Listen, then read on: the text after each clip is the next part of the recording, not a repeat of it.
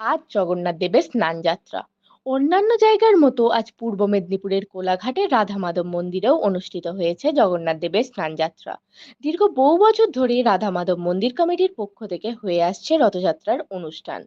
প্রতি বছর বহু ভক্ত উপস্থিত হন জগন্নাথ দেবের রথযাত্রায় রথে রশি টানতে। একইভাবে পুরীর জগন্নাথ দেবের মন্দিরের নিয়ম রীতি মেনেই কোলাঘাটের রাধা মাধব মন্দিরেও জগন্নাথ দেবের স্নানযাত্রা অনুষ্ঠিত হয়। এই স্নানযাত্রা দেখবার জন্য উপস্থিত হয়েছিলেন বহু দর্শনার্থী।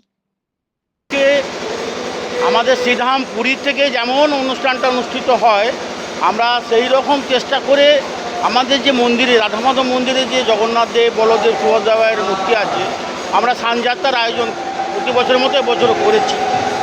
কিছু ভক্ত সমাগমও হয়েছে এবং এই স্নানযাত্রা আজকে যে পূর্ণিমা, স্নান পূর্ণিমা, আমরা ঠিক যেভাবে পুরী ধামের ব্যবহার হচ্ছে বা অন্যান্য যেসব জায়গায় জগন্নাথ দেব পূজিত হচ্ছেন যেমন হচ্ছেন, আমরাও সেই চেষ্টা চালিয়ে যাচ্ছি। আগামীকাল না, এরপরে আমাদের তো জগন্নাথ দেব 15 দিনের জন্য জ্বর হয়ে যাবেন, উনি তো এতে চলে যাবেন, বিশ্রামে চলে যাবেন। এরপরে একদম রথযাত্রা 12ই আষাঢ় রথযাত্রায় আমাদের যেমন রথযাত্রা রথ বেরোয়, কোলাঘাট শহর নগর পরিক্রমা করেন, সেরকমই অবস্থা আছে।